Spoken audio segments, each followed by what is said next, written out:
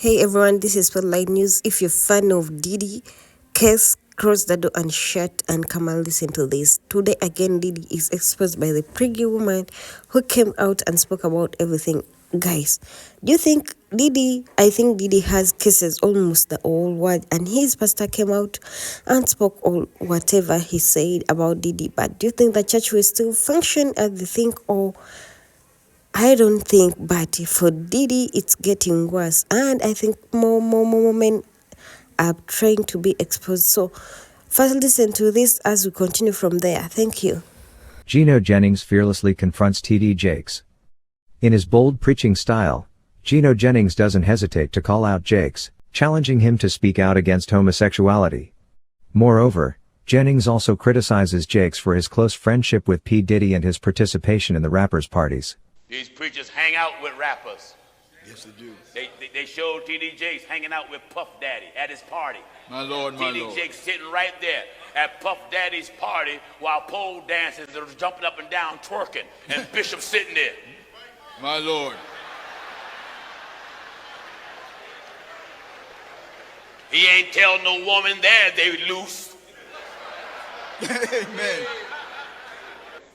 So they would call this preaching, you extreme. Extreme. It's heaven or hell. That's right. That's right.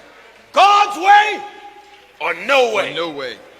You're on God's side or the devil's side. That's right. You love God's word or you hate God's word. You stand for God or you stand for the devil. That's right. Jakes, offended by Gino Jennings' preaching, sent him an email expressing disapproval and mentioning that he, along with others, had contacted the Federal Communications Commission to seek a ban on his broadcast. In response to the email, Jennings issued a challenge to Jakes, inviting him to a public debate to address their differences in views and beliefs. T.D. Jakes sent me an email. Yeah. Right. And told me he's at Paul with my preaching. He said him and other international figures in America has contacted FCC to ban us off the air. My Lord. We had the media director contact him back and gave a better offer. I said, besides getting us off the air, give us an open challenge. That's right. The clash between the two unfolded against the backdrop of the potential regulatory action threatened by Jakes. In response to recent allegations involving Jakes and P. Diddy, Jakes addressed his congregation, stating that he has too much weight on his shoulders to be playing with freaks. And anybody who has that kind of government on their shoulders don't have time to be playing with freaks. He made it clear that he has never claimed perfection, acknowledging that he has flaws and faults. He expressed that he cannot spend a lifetime apologizing for things he can't change. I never told you I was perfect. I got my own flaws and my own faults. You can't spend the rest of your life apologizing for stuff you can't change. He emphasized that despite what people are saying P. Diddy did, that's not what he's worrying about. He also emphasized a desire to move forward, recognizing the limitations of dwelling on the past. Y'all always talking about what the man did. It ain't the man I'm worried about. I never talk about people. In all the years I've been preaching, I never scandalized anybody, ever. In almost 50 years, nobody's name has ever been in my mouth. While acknowledging the talks about P. Diddy, he said his primary focus is on addressing more pressing matters in his life. Jakes dismissed the rumors as baseless, asserting that it is impossible for a 66-year-old man to engage in the actions they claim he did. That's a stupid rumor.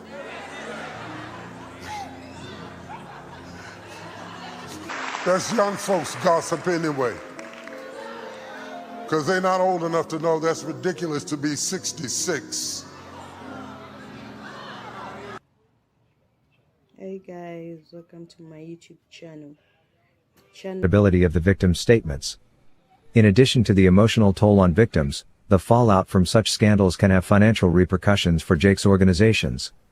Decreased attendance, dwindling financial support, and legal challenges may strain the resources of the institution, affecting his way of living.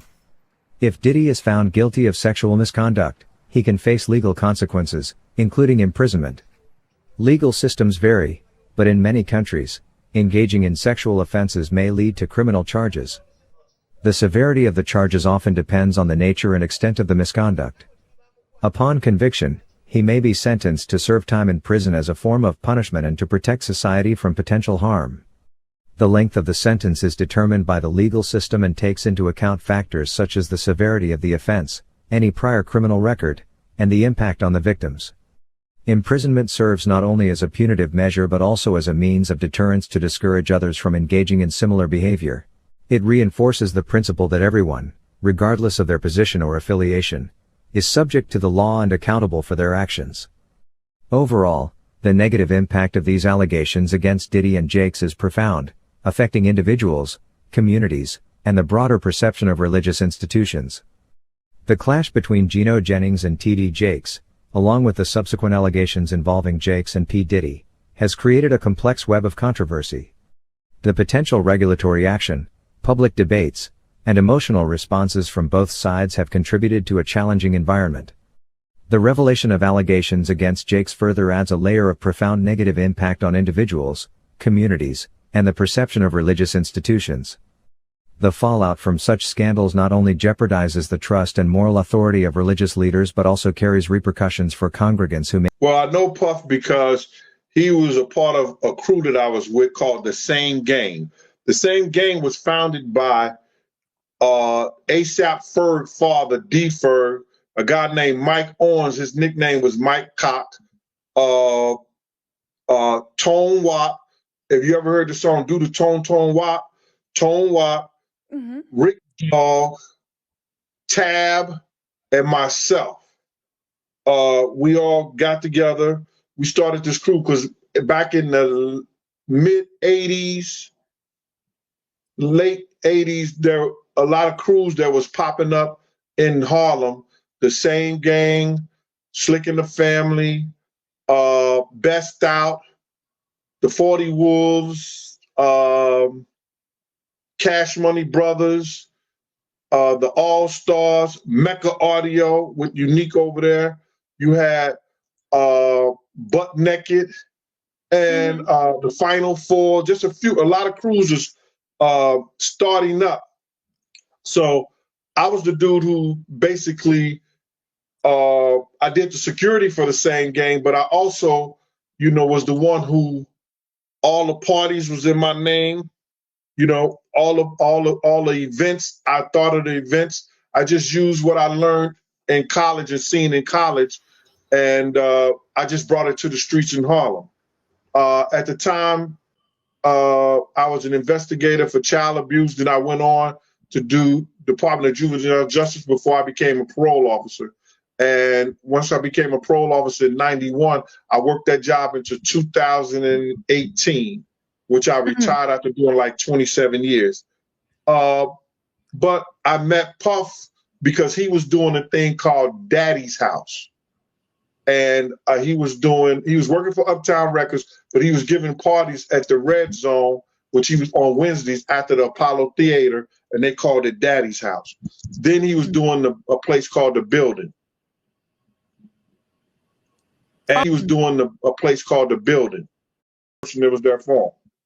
This way before Wolf or anybody got involved with him. Okay, so you know him early, Puffy, Diddy.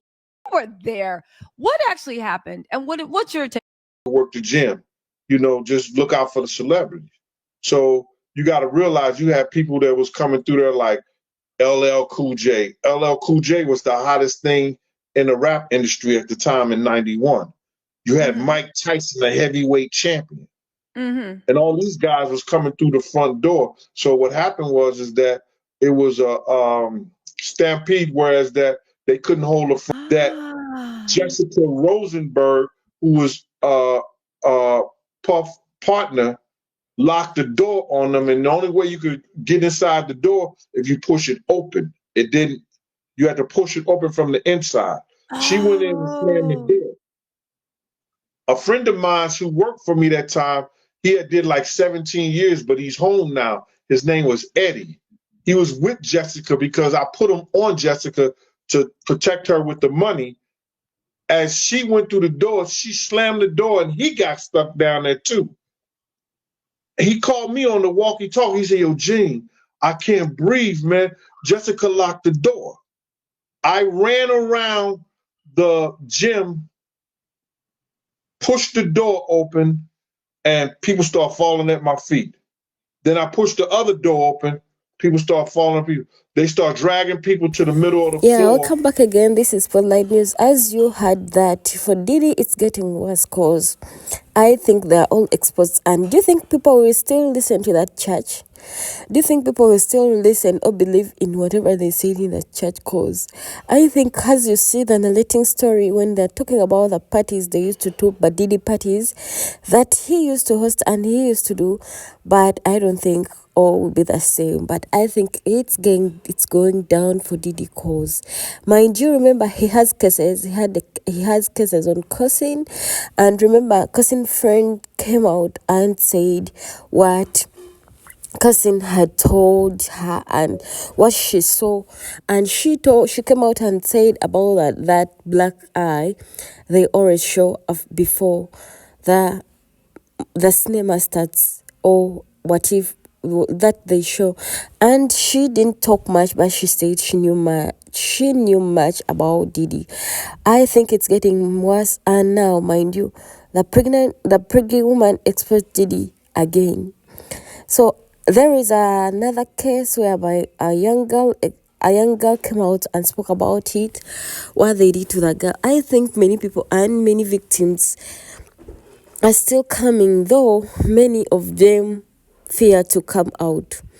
Though the society is still waiting for Jennifer Lopez to speak about this, cause there is a place where they saw them with Diddy, when Diddy is pulling her hand very badly, and so many people are waiting for Jennifer Lopez's lawsuit to come and talk about this snarly and this swag about Diddy, but she hasn't spoken about anything or even posted on Instagram. I think she is not willing to speak about Diddy. I think she's not willing to give anyone attention. I think she is not willing to share with us what she went through. But as you heard that, when they're talking about Diddy, so what do you think about Diddy? You can also comment and you tell us what you really think about this, because I think every day it's going down for Diddy. It's going worse and worse. I don't know.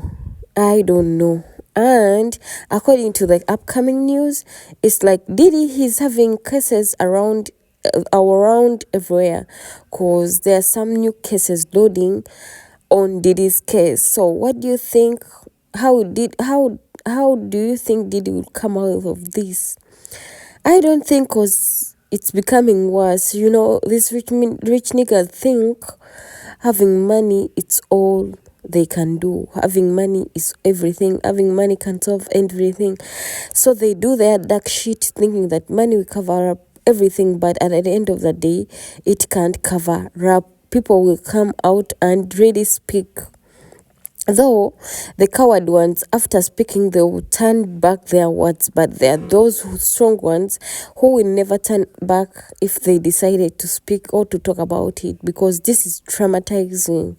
It is traumatizing, and it is disgusting for someone to keep it like a secret, yet people are suffering in there. So that's what I think. You can like, share, subscribe. This is Spotlight News for your updates and so on. You can also tap on the bell, comment, and we talk about this. What do you think about Diddy's showcase? What do you think?